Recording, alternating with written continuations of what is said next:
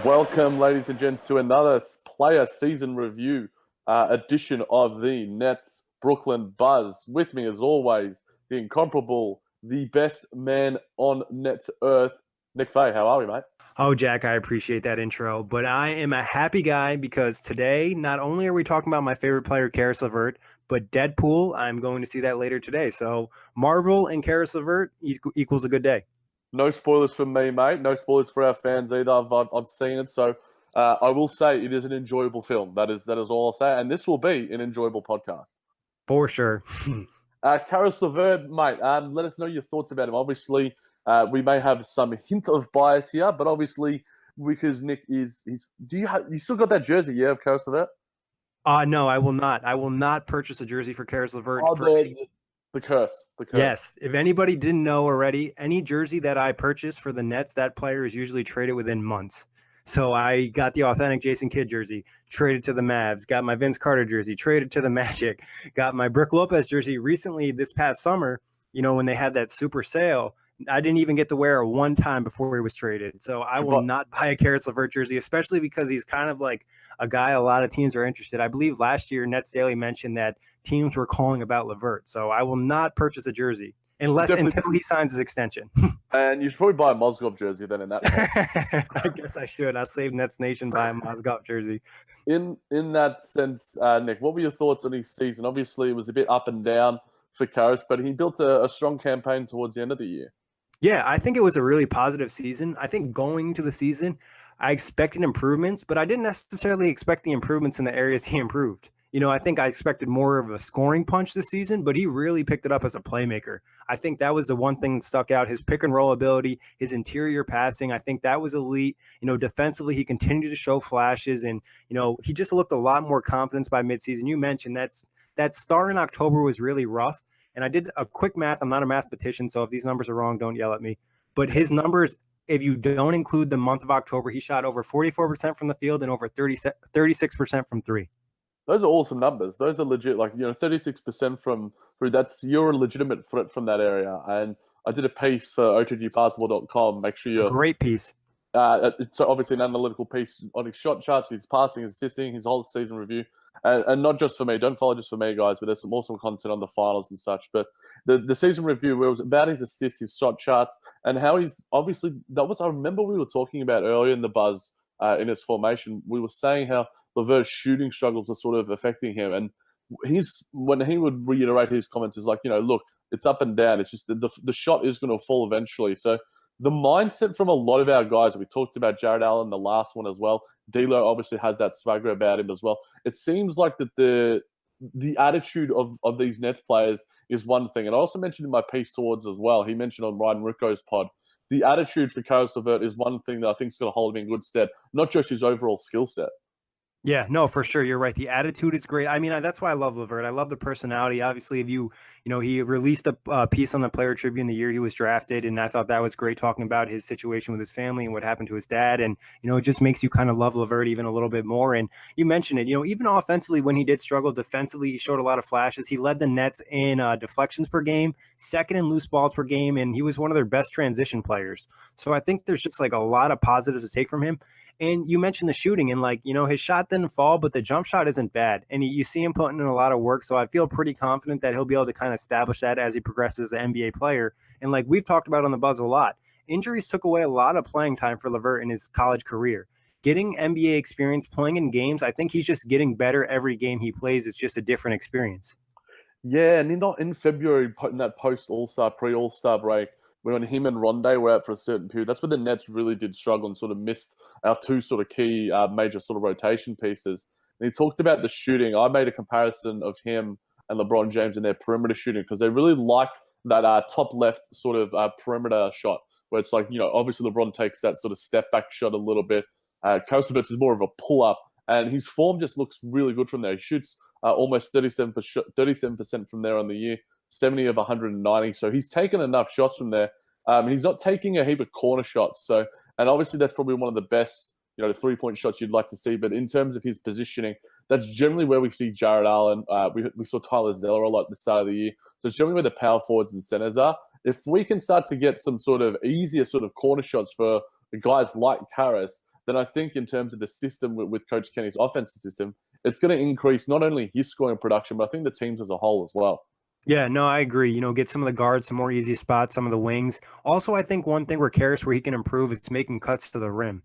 Being such a lanky guy, having that wingspan, able to kind of finish in the paint. I believe in the shot chart you had in your article, he shot around, I want to say 61 or 63% around the rim, which is Yep, 61.5, Nicholas. You're right on it there. yeah, and I think that's a very nice number, and that's a number he can really improve. And I'll say this, and this is maybe a little bit biased, but I feel like he didn't get much respect going to the rim. And obviously the next season, the longer you're in the NBA, the more likely the refs are to respect you. So I expect him to get some more free throws next year. And then, one thing we've talked about, these young Nets just hitting the gym.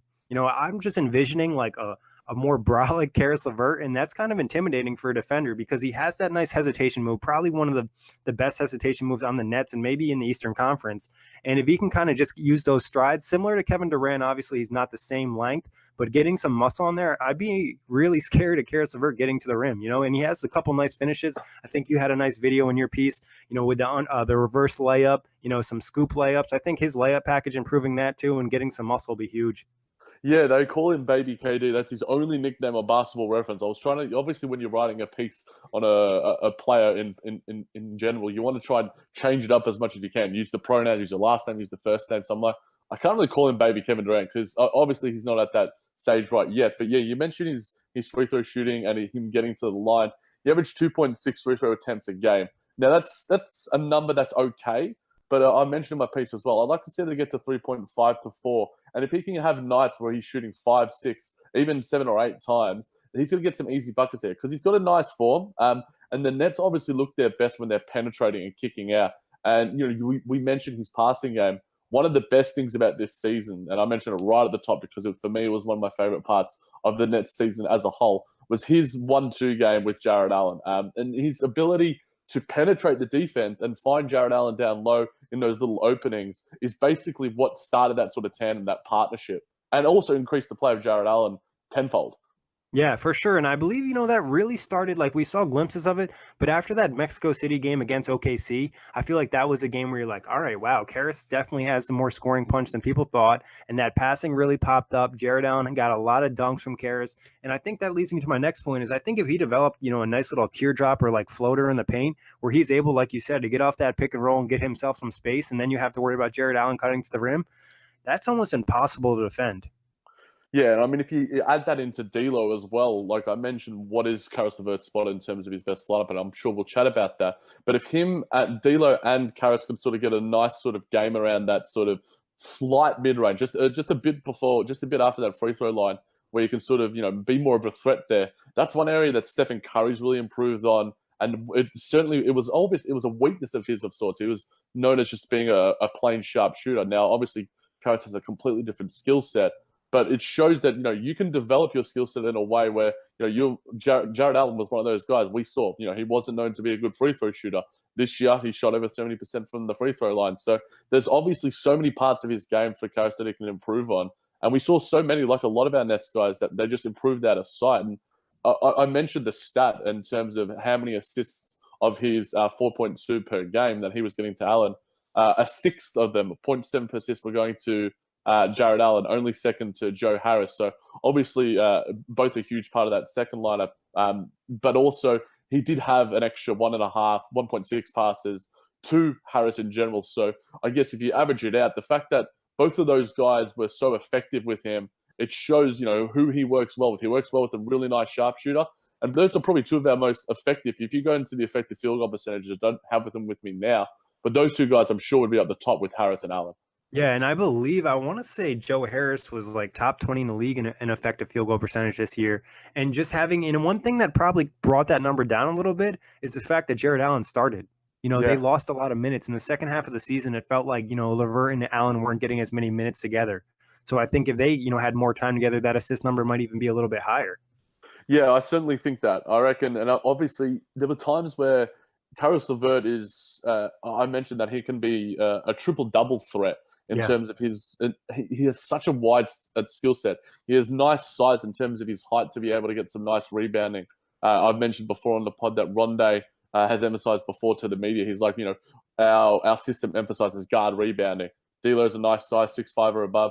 I think Caris LeVert's like 6'6", almost 6'7", and he has some nice height about him, and he's got some great length. So and obviously that leads to transition buckets, and he can initiate the offense in a way where it's like if he's running with Jarrett Allen in that open court, that's something that I really, really like. That pick and roll is going to be absolutely deadly. We run back and forth, keep that pace up, because we look really good when our pace is up really high. We're sort of like obviously the Rockets look really good when their pace is up a little bit higher, but I'd probably compare us not in terms of obviously being the elite version of them, but the Warriors in terms of how utilitarian their offense is. They're getting that ball whizzing around a lot. They might have a lot of turnovers some games. Obviously, they did against the Rockets, as you guys mentioned on the outlet. But when we're moving the ball, taking care of it, and getting nice, quick transition play, that's when the Nets look their best. And I think Caris LeVert is a real key to that. Yeah, and I think that's one area that'll help LeVert, the more the Nets get running, because I believe based off NBA stats, by play type stats, he was the best transition player on the Nets, finishing in the NBA in the 63 percentile. So not amazing, but in terms of the Nets, he's a guy who has some nice speed. I think his speed's a little bit underrated. Not a crazy vertical, but like we mentioned, 6'7", 6'10" wingspan. He's a guy that has some nice length, and I'd actually like to see him try to throw it down a little bit more. Yeah, like Rondé, we emphasized for him, like there were times where Rondé would just like use his body and bully himself down there.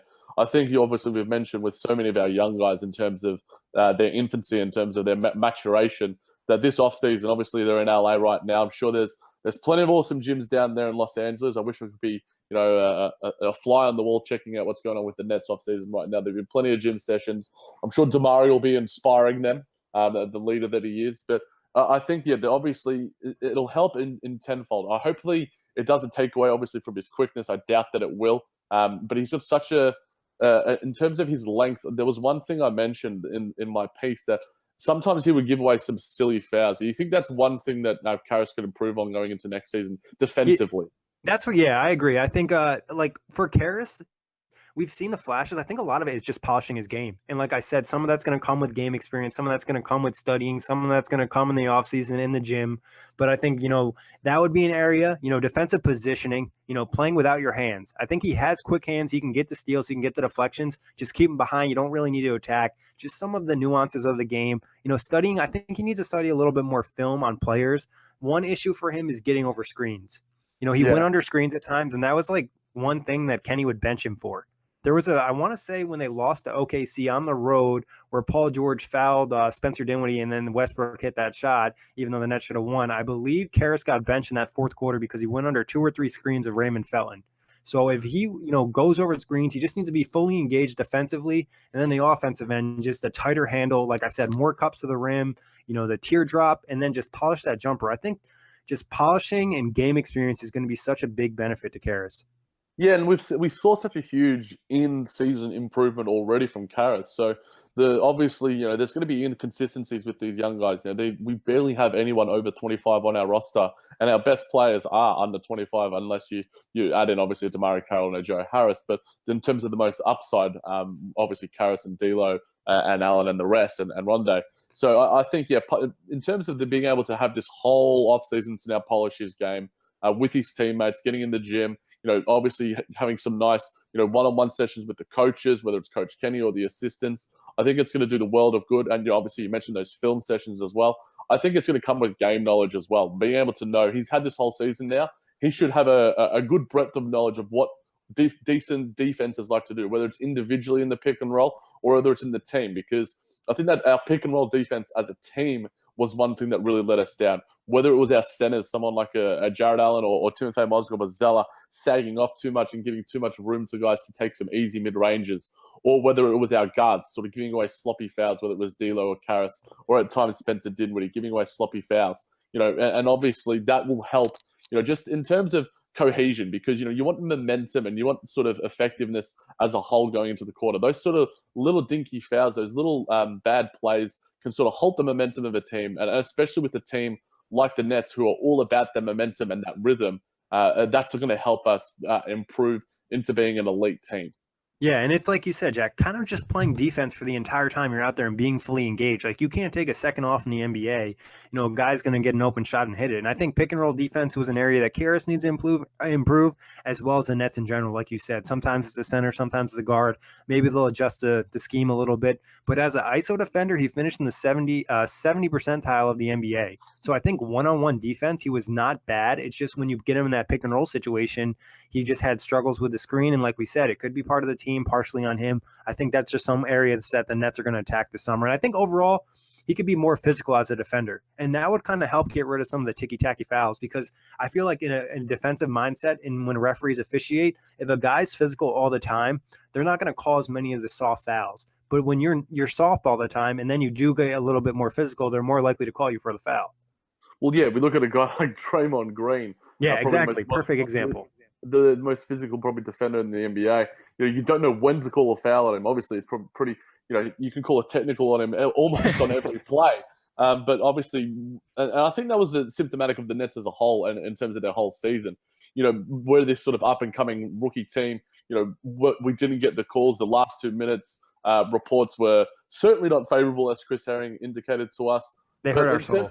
It hurt our soul. It hurt Spencer Dinwiddie's soul. But he's obviously our most improved player, so great job by him. A little bit of a tidbit there. But I had some questions in my piece, Nick, that I'll post to you as well. And obviously, Nets fans, hit us up. Email Brooklyn Buzz. At OGG Basketball on Twitter, at the JMNJVT, at OGG Nick. What's his best position? Do you see him as a starter? Do you see him as an off-ball guard? Do you see him as a floor general? Where does Caris LeVert fit as to reach his ceiling? That's a very difficult question, Jack. And I feel like in the age of positionless basketball, it doesn't quite matter as much. But I feel like he does, benefit having the ball in his hands. And maybe some of that could come as learning more off-ball stuff. It's tough to say with D'Angelo. I don't think their numbers together were very good. And I think some of that's, learning and also defensive struggles of D'Angelo and just, a combination of things. It's really tough to say. I want to say point guard, though. I think that at point guard and running the show, it doesn't necessarily have to be the true point guard role, but it could be the lead guard role where he has the ball in his hands and running that pick and roll. He just seems to be very effective. And that could prevent him from being a starter with D'Angelo, or they could kind of learn to play together a little bit more. I think small forward is a little bit, don't think he's bulky enough for that. And I think, he wouldn't get the ball enough. But I think, one of the guard spots, I like him as a starter personally because I like all the skills he has in his game. I don't want to say he has no flaws in his game, but he has the potential to really have no flaws in his game because of the ability that he already has and shown. Yeah, we mentioned polish obviously being a key thing for him to sort of being that sort of finished product. And obviously, yeah, it is so hard, especially with the glut of point guards that the Nets have right now. 4 point guards, Jeremy Lin, Spencer Dinwiddie, D'Angelo Russell, Caris LeVert. All 4 of those guys have legitimate claims to be a starter. Spencer Dinwiddie had an amazing season in the absence of a lot of our guys when we had guys that went down like D'Lo and such.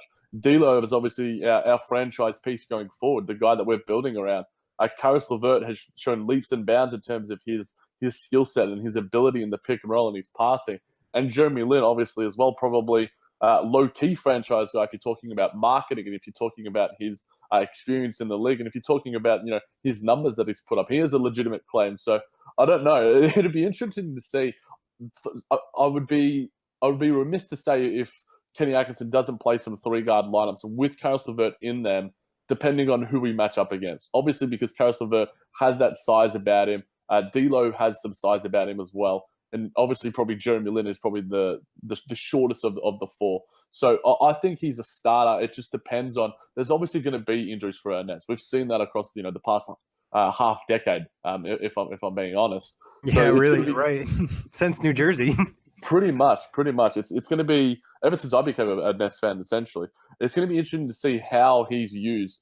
I like how obviously Jrue Holiday developed his game this season for the New Orleans Pelicans as an off-ball guy. I still think he is a great on-ball player, but in terms of when Rajon Rondo came in, it's sort of that's when Jrue Holiday really flourished. Obviously, he had a great season overall, and we saw his playoff numbers. But I think that there could be some similarities in that sense with the Caris LeVert. They're both quite physical. Jrue Holiday is a great defender, an elite defender. I think Caris LeVert has the capabilities to do so. Obviously, a lot of guys maybe be a little bit lesser on him. And I read a quote from Bill Simmons. I heard a quote from Bill Simmons on his pod. He's like, when you watch guys so much, you're so high on them, so it's hard to remain as objective. I feel like that's us sometimes with the Nets, but we always do remain that objectivity by providing, some analysis and some evidence to provide it. So I think Caris LeVert, his fit is going to be certainly intriguing. And when the Nets are healthy, it's going to be a positive, but it's going to be interesting to see if that's a detriment to him or some other of our guards in the lineup going forward. Where does he rank in those four for you, Nick? This is tough. This is where like some of my bias comes in, but I want to get at that Jrue Holiday comparison. I honestly have never really thought about that, but I really like it. I think that's a nice all-around player he could be like, because what I think about Caris, I think he has honestly the potential to be one of the best all-around players in the Nets with his skill set. The ability to score, the ability to pass. We've mentioned, in the improvements needed to be a rebounder, but the improvements defensively too. And I think his basketball IQ can develop a little bit more. And like we said, that is another thing, getting back to the experience, just playing more. And I think, playing so much at point guard, he should be able to learn a little bit about playing off ball, where he can help D'Angelo. And I think one thing that's very nice too is that him and D'Angelo obviously have a relationship, and they knew each other before they came to Brooklyn together. So I think that would definitely be big. I'm going to go, it's tough. Like, if we're talking like the most potential, I think he has more potential than Spencer Dinwiddie. I don't think he probably has more potential than D'Angelo Russell. But I would say maybe you could argue that Caris might have a higher floor than D'Angelo Russell. Like I don't want to talk negative, but eventually we have to at some points. Like D'Angelo could end up not being an amazing player and not being an all-star, and end up just being an inconsistent player his whole career. And Caris could end up being one of these role guys where he has I don't want to say like a glue guy, but he has the ability to fill in a lot of different roles. And Dinwiddie, like he improved a lot, and obviously he's great, but he doesn't have the wingspan that LeVert has. He doesn't have the hesitation move. His basketball IQ is extremely high, and I think LeVert is obviously a little bit younger. And I think Jeremy Lin is. I'm looking personally, and I'm not trying to throw shade at Lin, but coming back from a patella tendon tear, obviously this point in his career having a ton of injuries, I think he's the lowest man on the totem pole until he proves otherwise and gets healthy. I know Jeremy Lin fans are going to come from a head top, but you have to prove it, especially after injury like that. So I'd probably go D'Lo, LeVert, Dinwiddie, and Lin. Now, and that's basing it off of LeVert improving a lot this offseason. I think last year you could probably argue that Dinwiddie was the best out of all four. Yeah, absolutely. So it's just a lot of a lot of the improvements. And I think, like you said, Jack, I think playing this whole season should really help LeVert, and he'll be able to learn a lot of different things. Even you mentioned the Ryan Ruocco podcast, and one thing he mentioned on there was that he improved his eating habits a little bit. His first year, he wasn't really caring that much he was eating. Now he's more about getting healthy food. He also loves Chipotle, so I also love him a little bit more for that. Who doesn't love Chipotle? They don't have, funnily enough, obviously for fans who've been listening to the Buzz and can understand my accent, in Australia we don't have Chipotle, so that's one thing that. Do you have Moe's at least?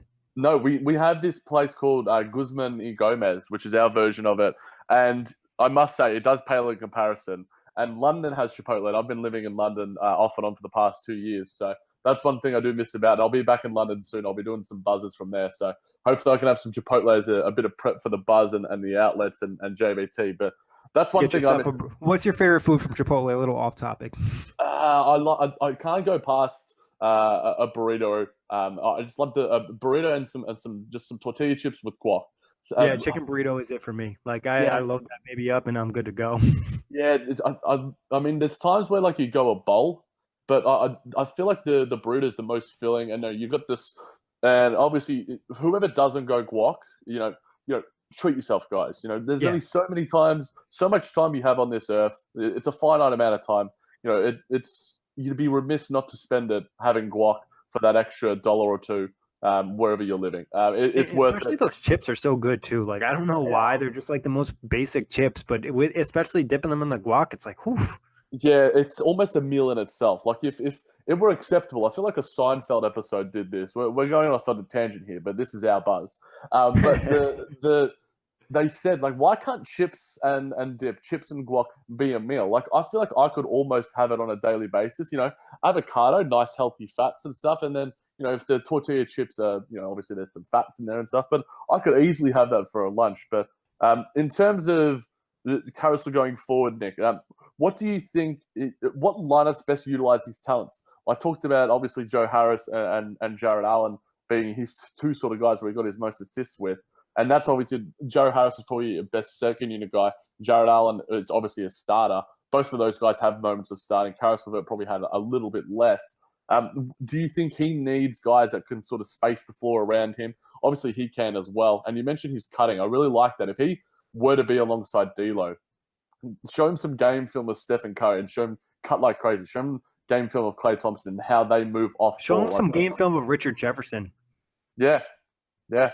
From his Nets days as a slasher. I think that's an area where Caris can improve as a slasher, getting to the rim. I think looking at, I obviously did a lot of research and stats because I love Caris, and his cuts to the rim were very low. It wasn't very frequent at all. And I think that's an area he can easily improve in, maybe some of that being the offense, but best fit, I would say, with a shooter either being Alan Crabb or Joe Harris, and then a big that has the ability to finish an oop.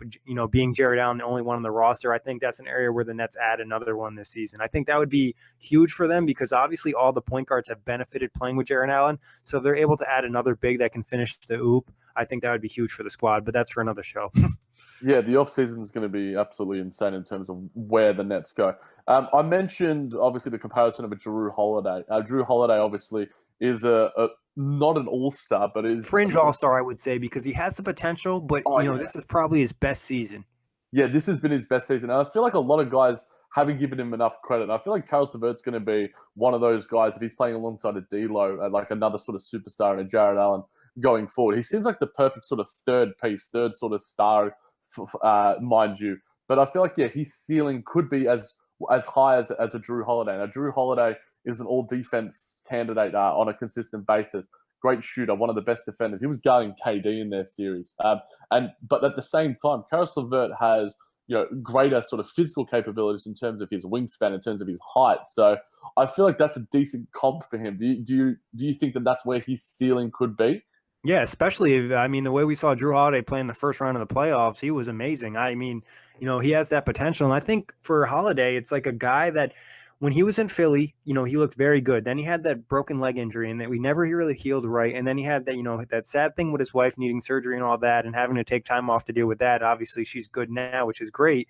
So that kind of hurt him a little bit in terms of, just staying in rhythm. So I think Holiday is a guy going to next season. I wouldn't be surprised if he gets a little bit more, all-star nods or something, especially if the Pelicans play really well again. Obviously, with DeMarcus Cousins and Anthony Davis there last season, you don't really talk about Holiday as much. And like you said, that could be the same thing for LeVert moving forward. The one thing I don't want to say I watch a ton of Jrue Holiday, but I like LeVert's passing ability. Maybe not his court vision, I don't think is elite, but his ability to fit passes in tough spots. How many times did he get a nice wraparound pass to Jared Allen or a nice little bounce pass to Jared Allen? Like, I think his actual passing ability, his court vision needs work, but his actual passing is very, very good. Yeah, and Jrue Holiday for the season averaged 6 assists a game. So that's a number I think that Caris can go for. His last game against the Warriors, he had a triple-double. And so we were talking about before the fact that Caris LeVert has all these capabilities to average a triple-double. His steal numbers are really high in terms of for our Nets. There's just like Jrue Holiday seems like a polished product of a Caris LeVert in many ways. Then there's so many differences and nuances in their games. But Jrue Holiday is only 27 years old at the same time. He has a long time left in this league. And Caris LeVert at 23.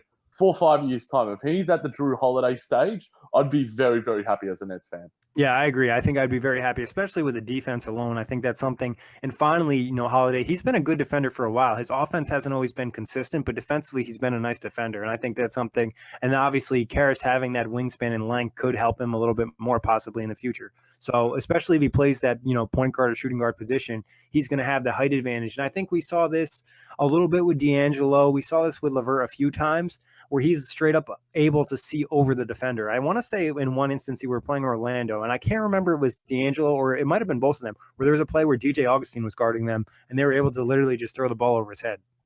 Yeah, when you have that capability, you look at Ben Simmons right now, exactly playing the floor. Like these tall point guards are sort of the wave, not necessarily a trend because it's literally just what their best fit is right now. You need to use what your best vision, your best capabilities are against and exploit it against the defenses. If you're taller, shoot over them. If you're taller, pass over them. Use your vision, and that's what a lot of times where D'Lo would get his best passes. He'd find those little openings, he'd be able to see over a guy like a DJ Augustine who's barely 6'2". And I feel like, if obviously they're two of the tallest guards in the league when you're talking about floor generals. Obviously playing against Ben Simmons is going to be a completely different thing going forward. And being in the Eastern Conference in the same division, they're going to see each other a lot. So that's certainly going to be a fun little tidbit going forward, but as well. But Nick, finally, what do you want from Caris LeVert next season? Is it you can give me numbers, you can give me just little skill set improvements, you can give me anything. What do you want to see from your boy going forward? I mean, I just want to see, number one thing, I want to see Caris have a healthy season, play all year, not have to really deal with any injuries. I think that's very important, obviously. I want to see him polish his game like we talked about, jumper, improve that a little bit, get a little bit higher percentages, take some better shots, cut out some of the pull-ups, work on your pull-up three, because at the end of last season, you did a lot of work with Jacque Vaughn, and you saw him improve in that area. Tighter handle. I think he has some very nice moves. Like, he has the potential to create the space that sometimes he's a little bit his handle's just like a little careless almost. So just get a little tighter with that. Like we said, the cuts to the rim. I think this is an area for the Nets in general. Just the off-ball movement, keep that high, especially when guys like Joe Harris and Allen Crabbe are probably going to get more respect at the three-point line this year. It's going to open up the paint a little bit more, especially when the Nets play so small all the time. Like we said, that teardrop, that floater, possibly add that to your game a little bit. Defensively is where I want to see him really pick it up. I think, show us that you can be an elite defender. Get that positioning on point. Do your homework studying wise. Like you said, get rid of some of those stupid fouls. Fully engaged all the time. More consistency. And I haven't really been giving numbers, but I'll give numbers for Caris because I just am obsessed with him for some reason. Don't ask me why. I think 15 points per game. 3-point pickup. I don't think that's crazy to ask. I'd like to see him more closer to 45%. And 3-point wise, I mentioned that 36% number. So maybe 37% from three, maybe even a little closer to 40%. Assist wise, I'd like to see that probably get over 5. The rebounds probably get close to 5. The steal number I think is okay. It's hard to really ask a guy to get steals. It's not really like they just happen. So keep that deflection number high, though. I think that's an impressive thing. We talked free throws, 4 to 6 a game, I think would be nice. Free throw percentage is another area, too. Only at 71%. He should be shooting closer to 80. And turnover-wise, 2.2 is not terrible, especially for somebody dealing with the ball a lot. And like you said, our offense is kind of fast-paced. I'd also like to see him get out and transition a little bit more. Maybe break away a little bit more, especially if some of the other guys are doing a good job rebounding, because he does have that low-key speed. What about you, Jack? What do you expect? Yeah, I was literally gonna say 15, 5, and 5. Those that seems like to be a perfect number. Now, obviously, minutes and health are going to be a key thing for him, and I feel like health is the number one thing I just want for our Brooklyn Nets for one freaking season. I don't want to see any long-term injuries for our guys, and obviously with a lot of conditioning going to the offseason, hopefully you can't stop these freakish injuries. Those little ticky-tack injuries, whether they're ankles or whatever. But hopefully, we see 70 to 75 games of Caris LeVert. And from that, we can make a really sort of informed sort of, prediction going forward for him. What is his, ceiling? I feel like it's going to be a huge season to so many of our guys, and especially your guy, Caris LeVert. But guys, thank you as always for tuning in for obviously comprehensive Nets coverage. Make sure you're subscribing to us on iTunes, following us on Blog Talk Radio, and obviously subscribe to the OTG outlet, JBT, so many other podcasts on that podcast network. Make sure you're subscribing to them. Follow OTG Basketball on Twitter at the OTG, at OTG Nick, at the JMan JBT. And as always, Nicholas, thank you very much. It's been a pleasure, Jack, as always. And catch Jack and I tomorrow. Jack's going to be filling in for Corey doing the Game 3 recap of the Eastern Conference Finals, so give that a listen to. I'll do my best.